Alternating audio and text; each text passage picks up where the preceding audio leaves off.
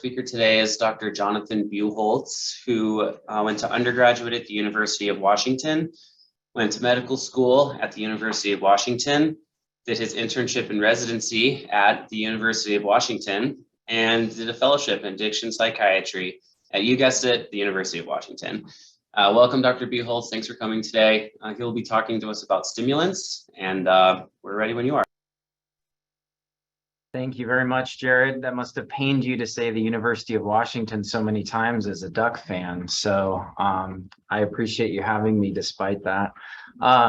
So you all see my slides okay?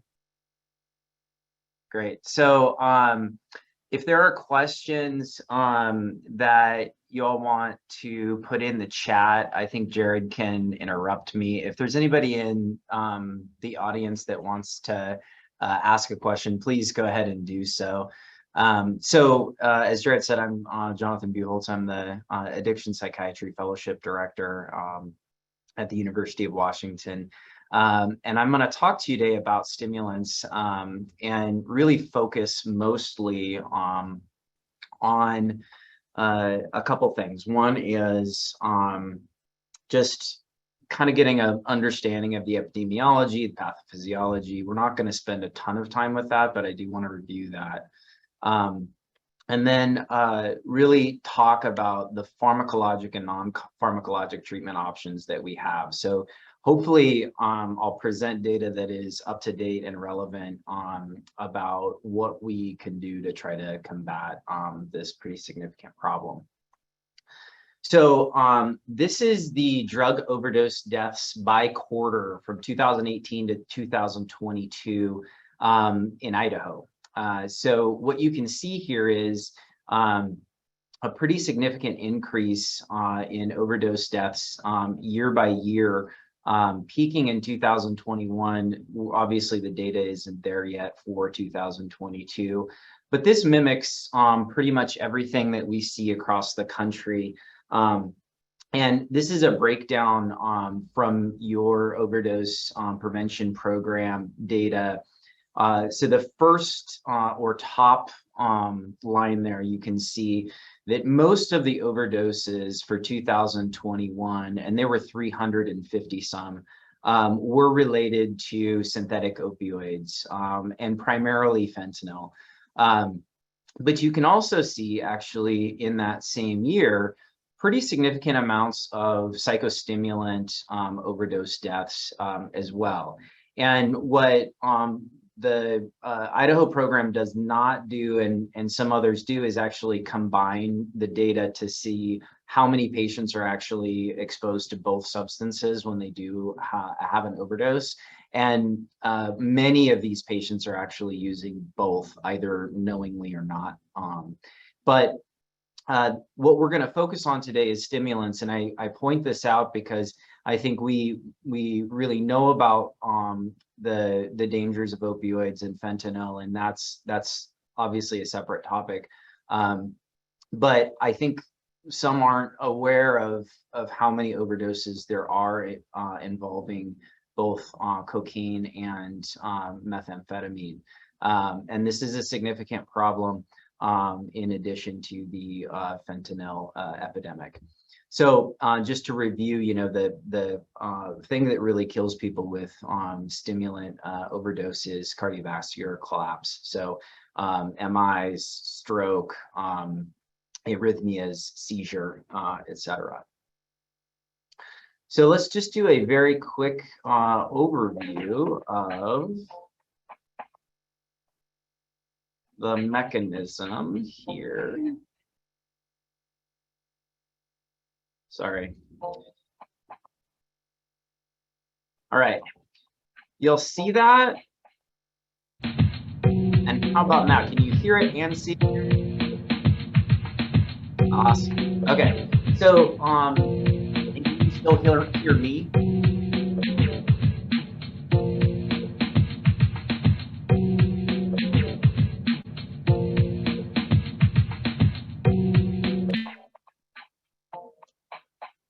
All right, when I share this, I'm going to go over the pathophysiology of cocaine and the methamphetamine. And so I'm going to share the music with you, and then I'll talk about it afterwards. The main thing that I want you to really keep in mind is the difference between cocaine and methamphetamine, primarily when it comes to the dopamine transporter. So think about that as I reshare here.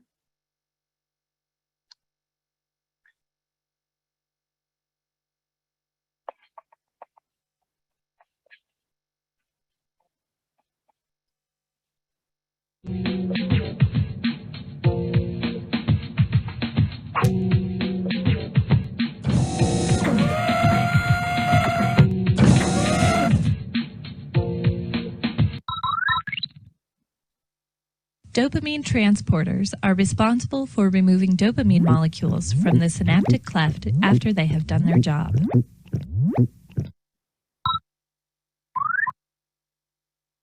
Cocaine blocks these transporters, leaving dopamine trapped in the synaptic cleft.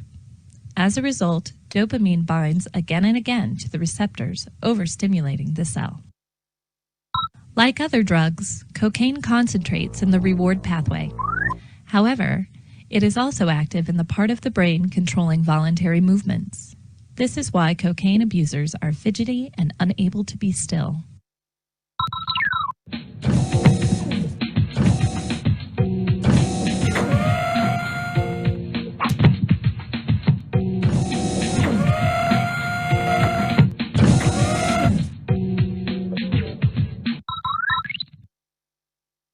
Dopamine transporters are responsible for removing dopamine from the synaptic cleft.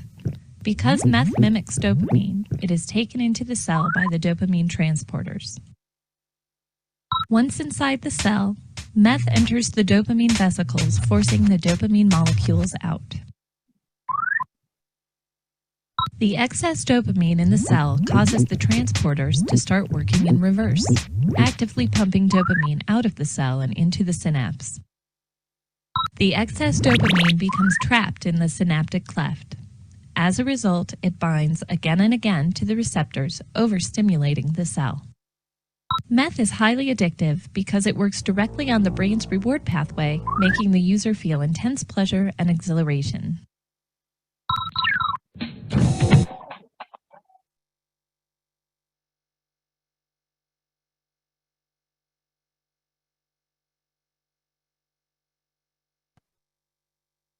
Okay. You'll hear me again and see the slides? Awesome.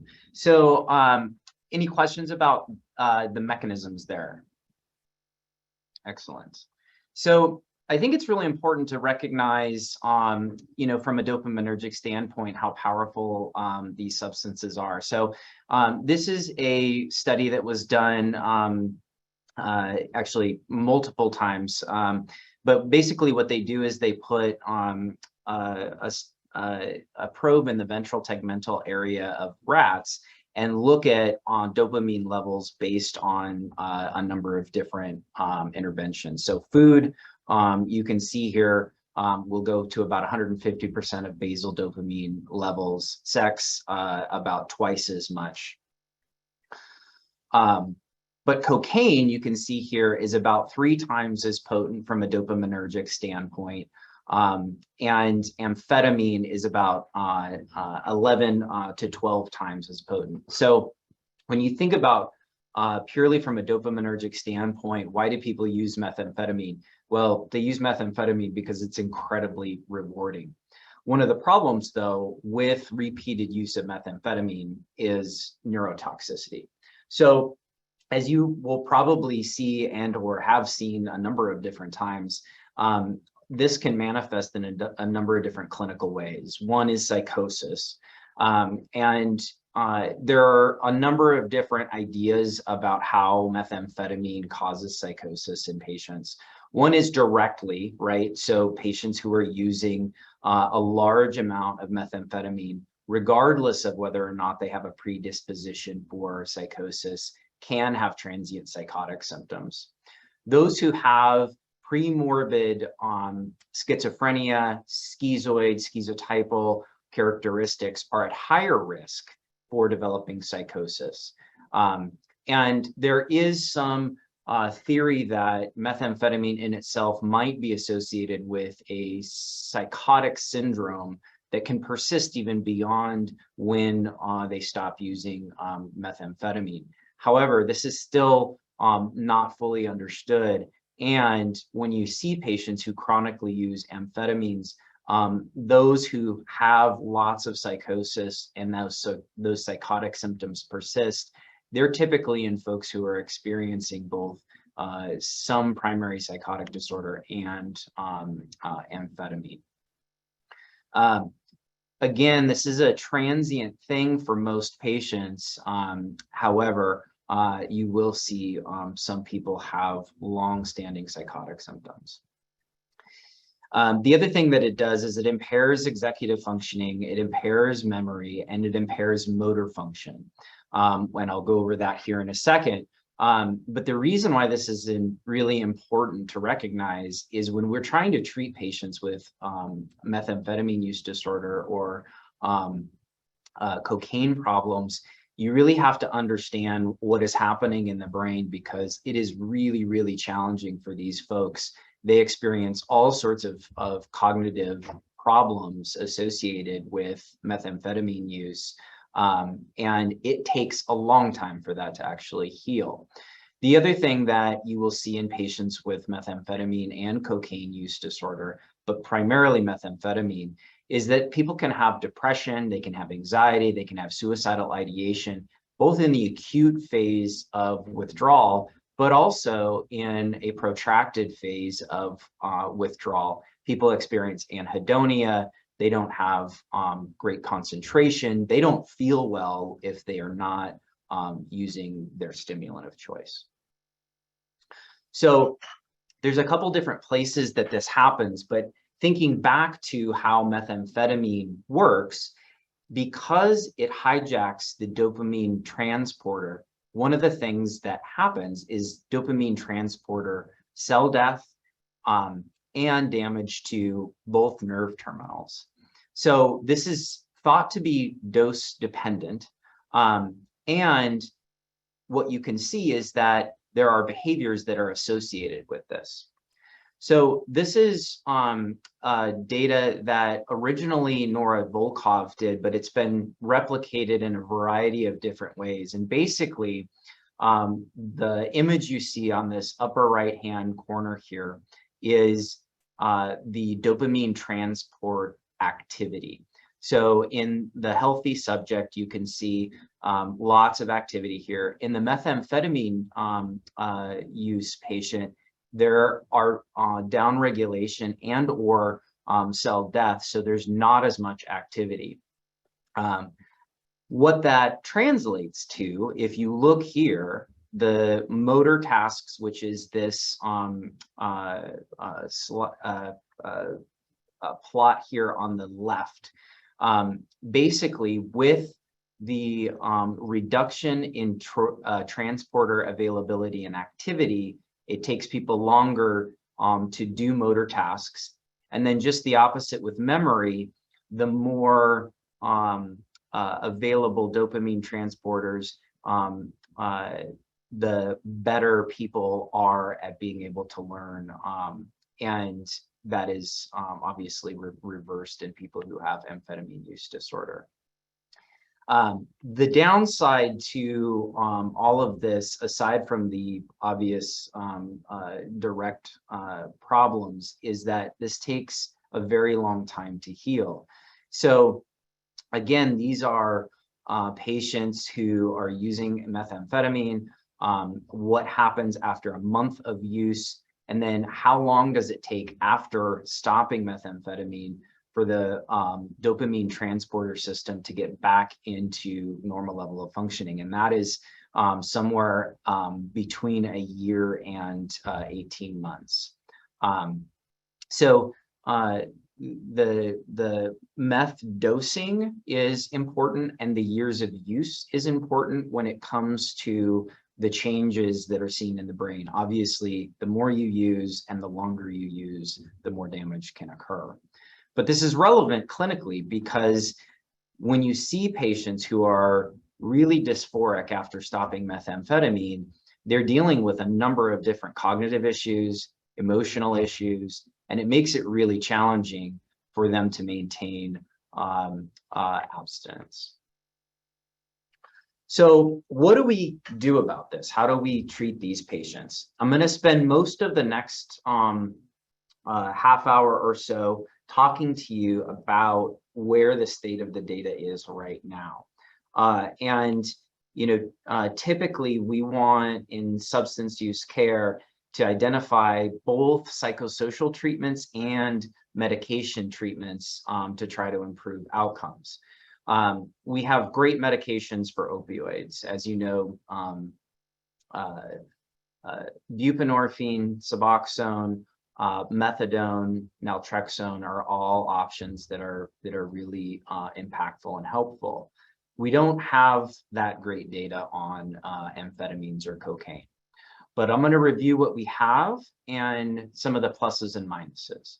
So the first study that I'm going to show you actually is a study that looked at 53 patients and separated the group into Abilify, methylphenidate, or placebo for amphetamine use disorder. And what was interesting about this study is that aripiprazole or Abilify actually resulted in more positive urines, and the odds ratio is actually pretty significant. Methylphenidate actually in the intervention resulted in less positive urines. The other aspect to this study is that this was daily supervised dosing. And this is a critical part of the data around stimulants for amphetamine use disorder or stimulants for cocaine use disorder that I'll highlight throughout the rest of this talk. And that is that when patients are in situations where there's daily supervised dosing, the outcomes seem to be better. So what does this tell you? And for me, what this study kind of shows, and one thing that anecdotally I've seen is that in patients, when you're looking just primarily at amphetamine use outcomes, if you add an antipsychotic, it is actually potentially harmful in that patients may try to override the dopamine blockade that they're getting from whatever antipsychotic they're on. Now, it's important to recognize, however, that I'm not saying we shouldn't use antipsychotics for patients who have psychosis. If someone has a methamphetamine-induced psychosis or psychosis associated with methamphetamine use, antipsychotics are totally appropriate.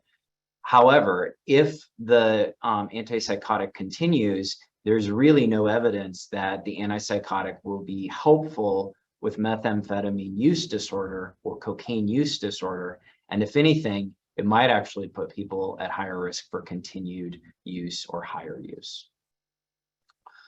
So I'm going to talk to you about a meta-analysis, and there have been a number of different meta-analyses and systematic reviews looking at the different interventions for the treatment of stimulant use disorder.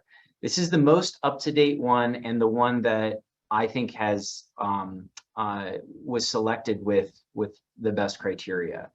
So this is 38 trials, almost 3,000 patients, criteria of randomized, double-blind, placebo-controlled for cocaine and amphetamines. The medications here are really specific to stimulants and actually remove buprenorphine, bupropion, which sometimes is actually added to these meta-analyses. So the medications here are modafinil, methylphenidate, and then the number of mixed amphetamine salts. Outcomes, and this is also really important to highlight, is drug abstinence at for 2 to 3 weeks of sustained abstinence, negative drug percent negative drug tests, and retention and treatment. And when I first look at data around amphetamine use, the 2 to 3 weeks on the face of it sounds like not a lot, right?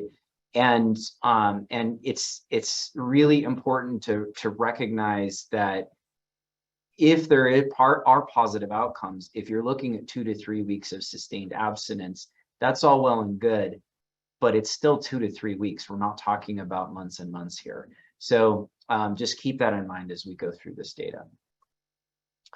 So this is just a forest plot showing the differences in sustained abstinence for all of the trials that meet those criteria, separating cocaine and methamphetamine. And what you'll see here is that there is a signal for the cocaine group, and those are a variety of different interventions, modafinil and methylphenidate and mixed salts.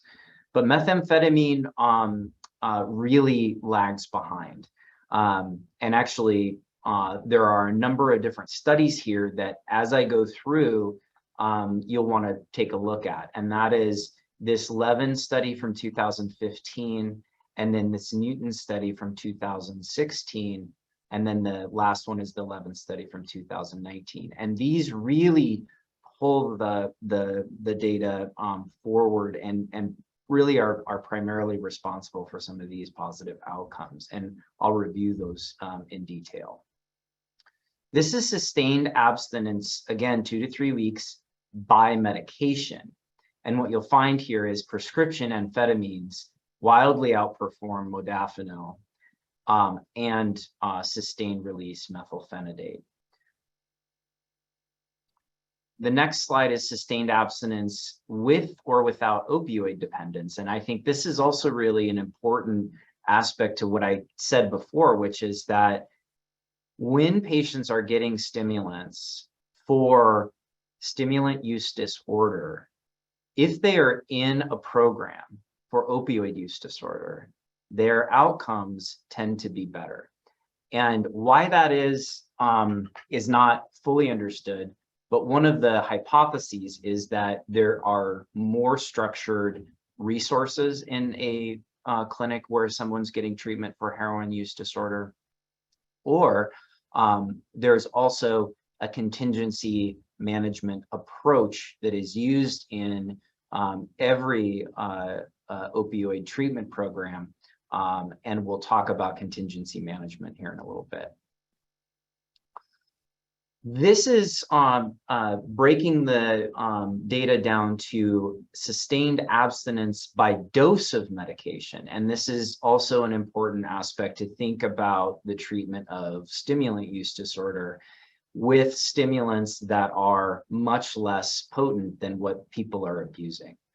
So sub-maximum doses, certainly not as effective as maximum or super therapeutic doses of some of the stimulants in question.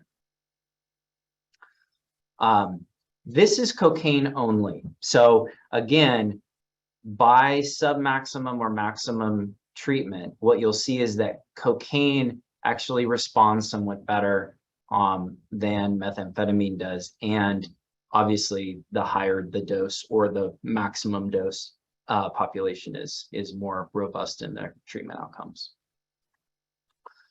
So breaking it down further, there are a couple different studies here, and these are the ones that I pulled out. This is overall mean difference in the percentage of drug-negative urine tests throughout the trial. So, and this is only for cocaine. So what you'll see is that, again, some of these studies actually cross the zero line. Although combined together, there is a signal, it is modest. And so the thing to remember, and the reason I point this particular slide out, is that the 2 to 3 week abstinence is sort of any period of time throughout these studies, whereas this is the overall sort of difference in drug-negative urines throughout all of the trial. This is another way of thinking of it, which is what is the overall mean difference in the maximum days of sustained abstinence? So, and this is psychostimulants to placebo. And there is a signal there when you look at the overall difference in number of days abstinent. The other thing that we want to see in any substance use care is an engagement in treatment. When you look at the variety of different studies around substance use care, the thing that really drives a lot of the positive outcomes and data has to do with keeping people in treatment. And unfortunately, as you can see here, there really isn't a significant signal for engagement in care, which to me was actually really surprising when I put this together originally. And it's something to keep in mind. So I'm going to get into a couple different studies that actually did show signal. But before I do that, I wanted to open it to questions about any of the forest plots that I showed, because I went through them, and I know that people may have some questions about individual outcome measures here. And if not, I'll plow on. Okay. So this study is an interesting study. This was done in North Europe. I can't remember if this is the Netherlands or Sweden, but it's one of the two. And what they did in this study, and this study was done in patients, and the only 72 patients. This study was done in patients who had heroin use disorder, who were in treatment with a combination of methadone and synthetic medical grade heroin. So these patients were actually heroin assisted and methadone assisted, who also used cocaine. And what you'll see in this is basically that Vyvanse showed a reduction in the number of days of cocaine use throughout the study. It had a longer period of cocaine abstinence in consecutive days, and then the number of days in the final 4 weeks, and the proportion of cocaine negative urine samples.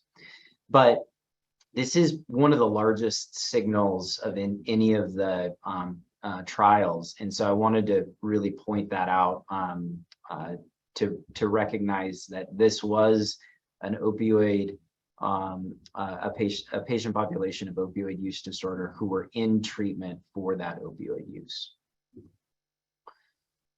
This is Fran Levin's study, and Fran Levin is a researcher who does a lot of work with stimulant use disorder. She has a number of really good trials looking at stimulant use disorders and ADHD in a variety of populations. But this is the most recent one that she did, actually looking at mixed amphetamine salts in the extended release formulation and topiramate combined versus placebo. And this was the proportion of patients with 3 weeks abstinence treatment compared to placebo. And what you'll see is that any time during the study, any 3 weeks, there was a statistically significant increase in the number of patients who were able to maintain abstinence as opposed to those who were in the placebo trial arm, excuse me. All right, so those are generally the data that we have around stimulants for stimulant use disorder. And this is kind of the what's in sort of vogue right now, is to think about whether or not stimulants might be useful. But I'm about to show you data that actually argues we really should be putting a lot more effort in contingency management. So there's 2 trials for contingency management, and then a review that I'll go over. So just to explain contingency management. So contingency management can look lots of different ways. This particular trial, what they did was they did a voucher system. But the idea of contingency management is this, and that is it's very much like a Skinner box. What you do is you reward positive behavior and you punish negative behavior. And what you're and primarily rewarding positive behavior has been associated with better outcomes. What's really important about designing the treatments, though, is that they have to be really, really specific about the timing and the incentives and the structure of how these rewards are being put into place. So in this trial, what they did was they separated the 65 patients into two groups: standard treatment or treatment plus contingency management. And this is for cocaine use.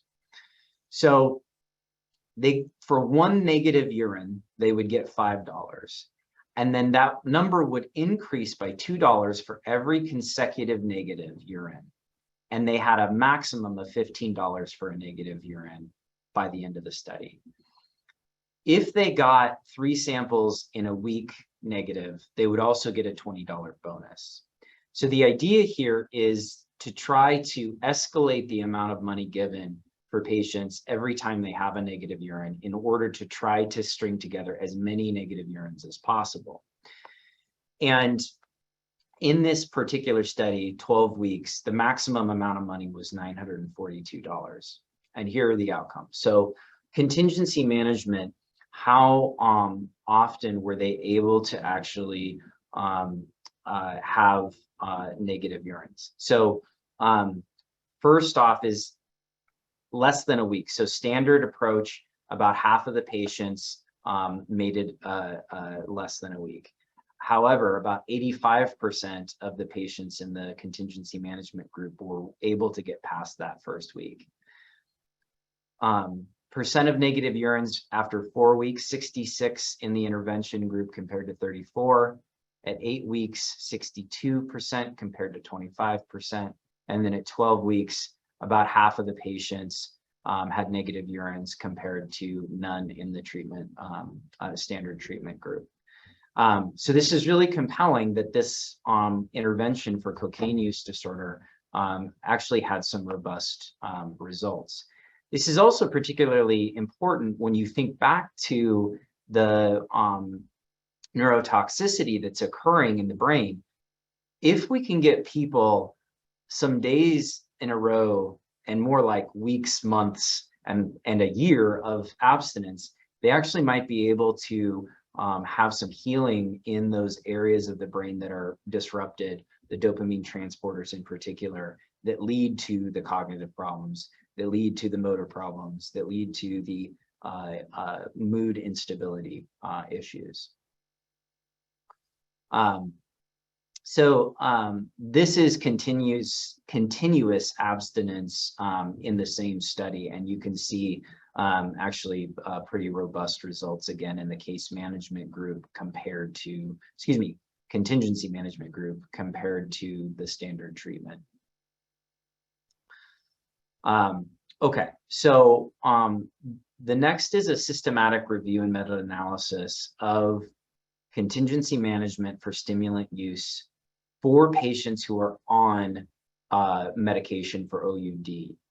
And again, this is a particular patient population that seems to respond really well to interventions for methamphetamine and cocaine comparatively. Again, modest data, but this is the effect size for contingency management versus controls in patients with psychostimulant use disorder and opioid use disorder. So you can see a very large signal that favor intervention of contingency management.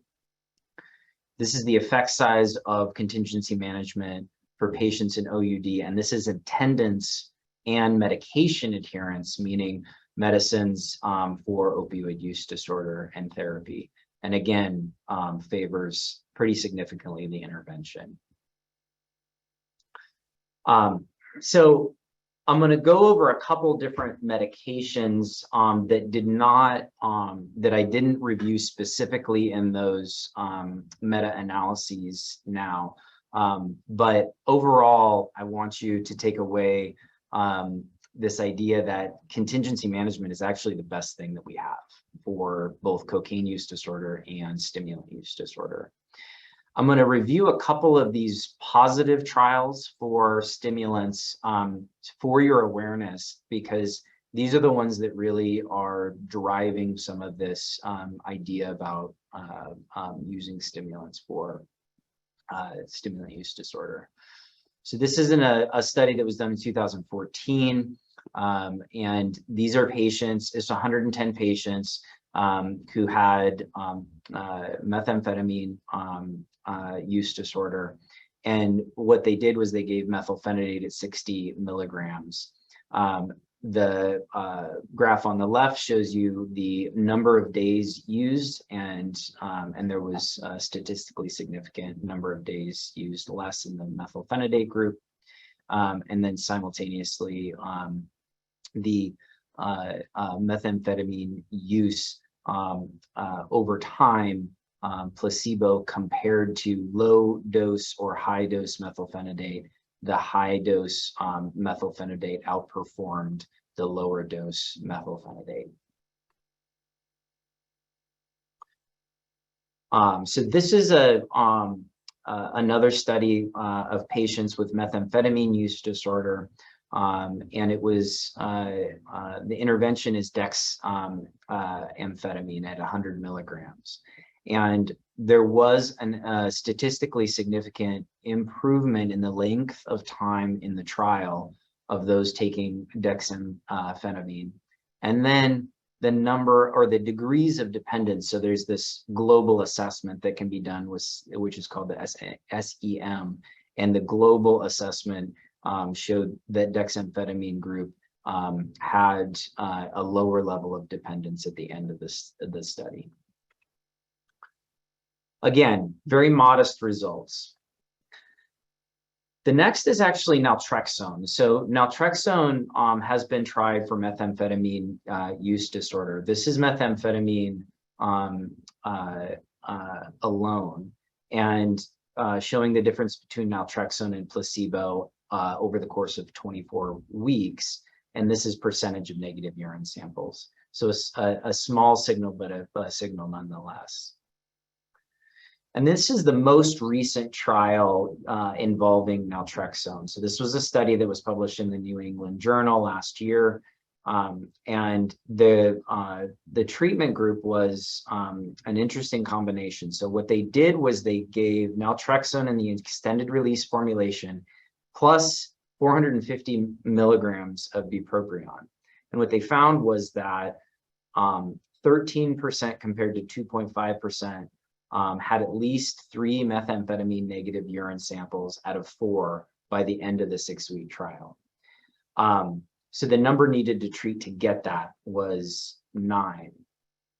What's important again to recognize here is we're talking about a very specific outcome, 3 out of 4 samples being negative. So this is not giant effect size.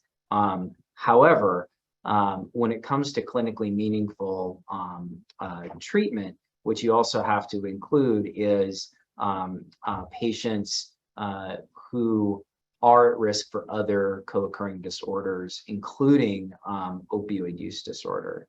So this group of patients was on extended release naltrexone, and I actually really like extended release naltrexone in patients with stimulant use disorder here in Seattle, because we have so many patients who are using stimulants that are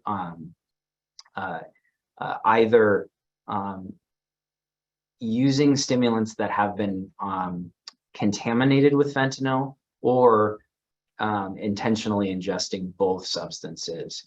And so the extended release naltrexone provides some level of harm reduction and overdose prevention in those patients who might be getting fentanyl either knowingly or unknowingly.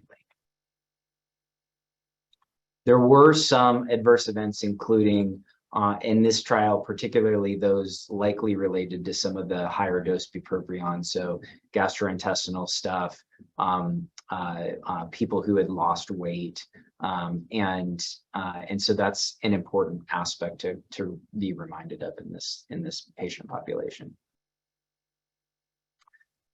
There's one study for mirtazapine that shows a reduction in methamphetamine use. And that is a study, this was a study down in California, done on patients who were men who have sex with men. showing that if the patient is on mirtazapine, they actually have a reduction in the percentage of methamphetamine positive urines. And unfortunately, this has not been replicated in other studies. So there's very limited amount of data to really support this. So I am going to wrap things up and I'll open it up for questions. But what I want you to take away is actually contingency management is the most effective treatment that we have for stimulant use disorder. If there's going to be any sort of policy change or intervention efforts in treatment programs, we really are better off trying to implement contingency management than we are right now, at least, doling out stimulants or other medications, because the results are just very clear that contingency management is better.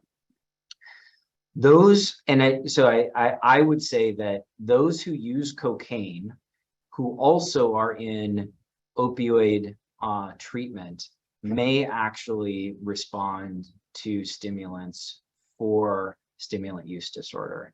And this would be specifically the Vyvanse for patients who might be using stimulants.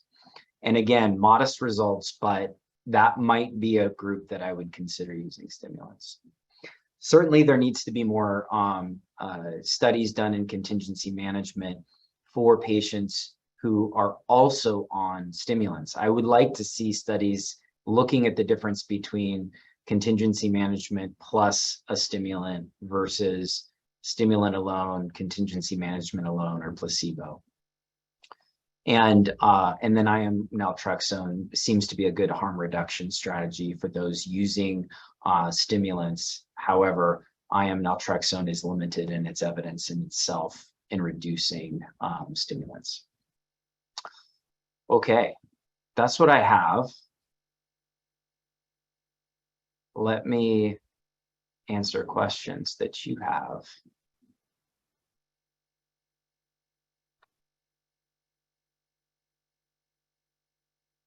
I got a question.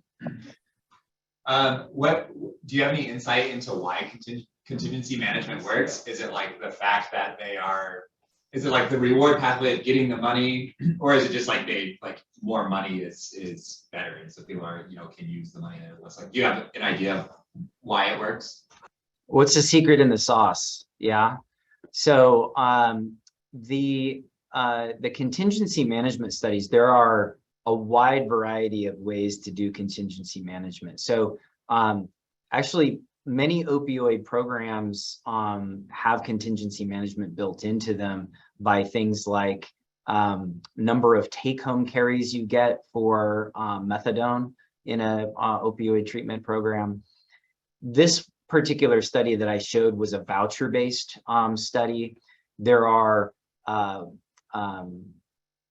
vouchers for food, there's vouchers for there's prize pools where people get electronic devices. So when it's broken down, when contingency management is broken down to what it is that is actually being the sort of reason it works, one is it has to be related to the behavior you're wanting to modify very tightly. So a negative urine has to be rewarded with the money or the voucher or the whatever the positive reward is right then and there. So one of the problems over the last couple of years is a lot of contingency management programs during COVID shut down because it does no good to have a negative urine and then send a check in the mail, if you will. It has to be proximally related so that there's a behavioral reinforcement, because you are really trying to do that Skinner box approach. So lots of different contingency management designs have shown that as long as you pair the intervention with the outcome that you want, that proximal relationship is more important than what you're actually rewarding the person with. Does that make sense? Yeah. and it's impossible to take away the human aspect of this unless you compare contingency management in person versus some sort of virtual model that a person actually gets positive reward or feedback from sort of an iPhone kind of intervention. And that's actually a study that's going on right now at Harborview. They're doing an app basically that is linked to the urine samples and then gives people money right away virtually.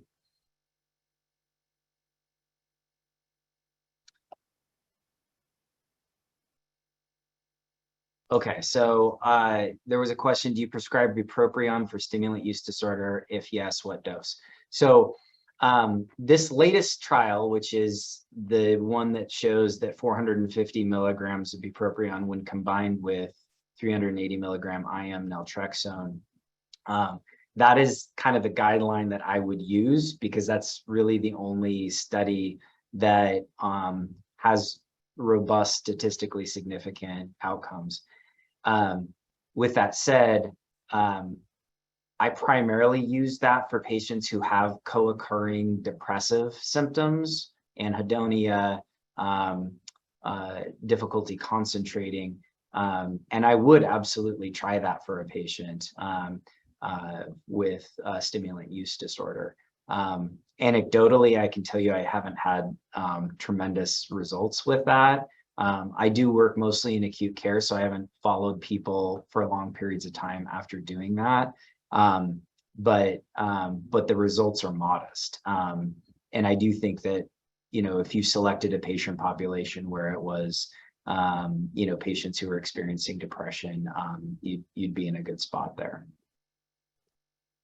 Thanks. I was the one who asked the question. Yeah. Great presentation. And a quick question, what comorbidities do you see in people with stimulant use disorder, including ADHD?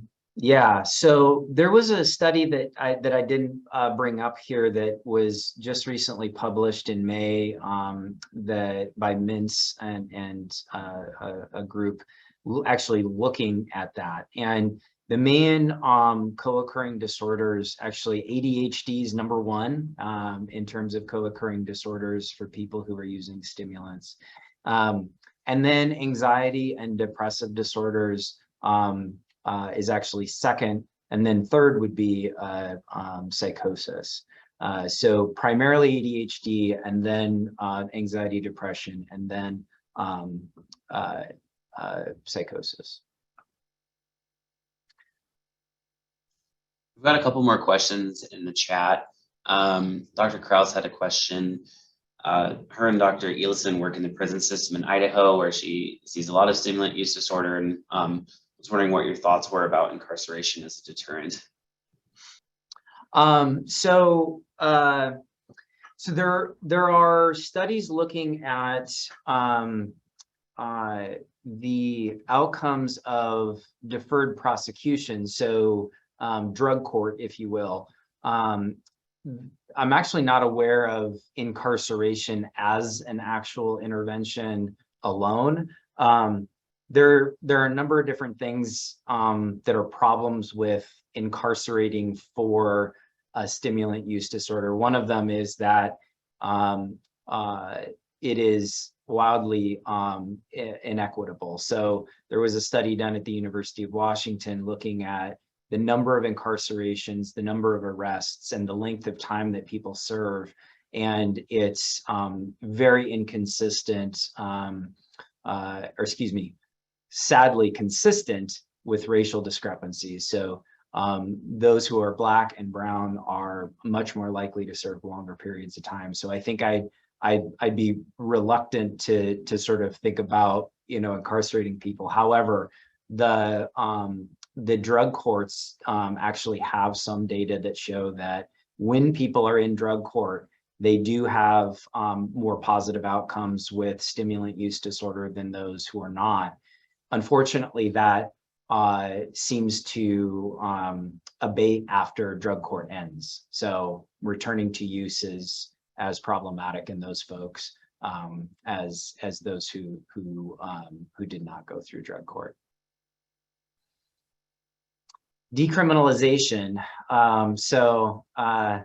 Yeah, so there are a number of different aspects to that. I do like that really difficult question, because it's like on so many levels, right? You know, methamphetamine is tough, right? Because in general, decriminalization for substance use is more equitable. It has less of a chance of further perpetuating some of the racial discrepancies already, and socioeconomic discrepancies. However, methamphetamine is the scourge of substance use care.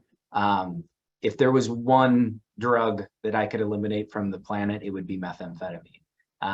And so it's actually one that I wouldn't personally be in favor of decriminalizing. And it's not that I want more people to go to jail, absolutely not. It's that when there is decriminalization, there is a societal sort of acceptance that, be it better or worse, that that's somehow safer now. So, you know, we have decriminalized pretty much all of the substance use, substance possession in King County and the city of Seattle. And although that's good on the part of not, you know, perpetuating these racial discrepancies, if you've been in Seattle recently, we have a very bad problem with substance use, primarily methamphetamine and fentanyl. Thank you.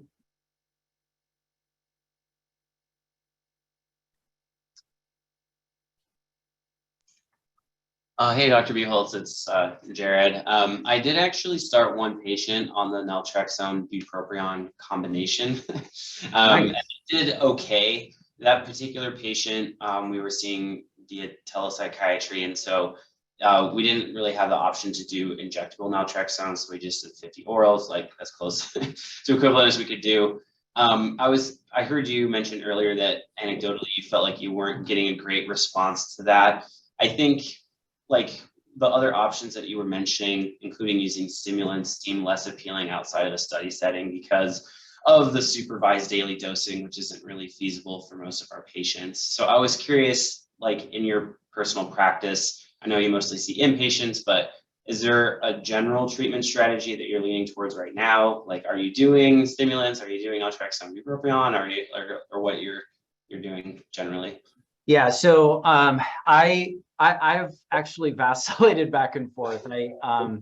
For patients who have documented real deal ADHD that happened to them when they were a kid, and it's well known, who have a stimulant use disorder, who are also in opioid treatment, and they're using cocaine, I might be compelled to give them some Vyvanse. This recent study by Mintz actually showed that all-cause mortality in patients who have been prescribed Suboxone and who are also on a stimulant is higher.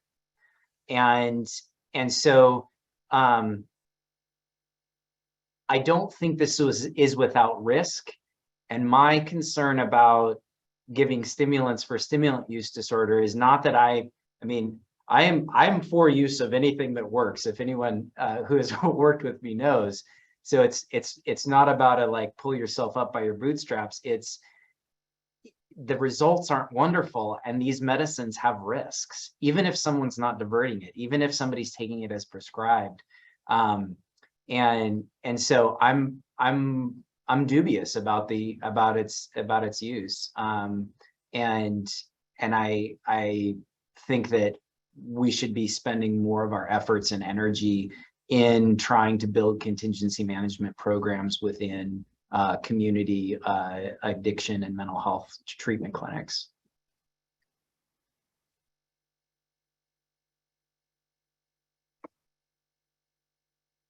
Now, the only thing I'm thinking back now with the incarceration thing, the only thing that I didn't say that is compelling to me is what would happen for a patient if they were just without methamphetamine for an extended period of time, and would that actually provide some benefit in someone's cognitive abilities increasing to the degree that maybe they could engage in treatment better. And that's an argument that I think is reasonable.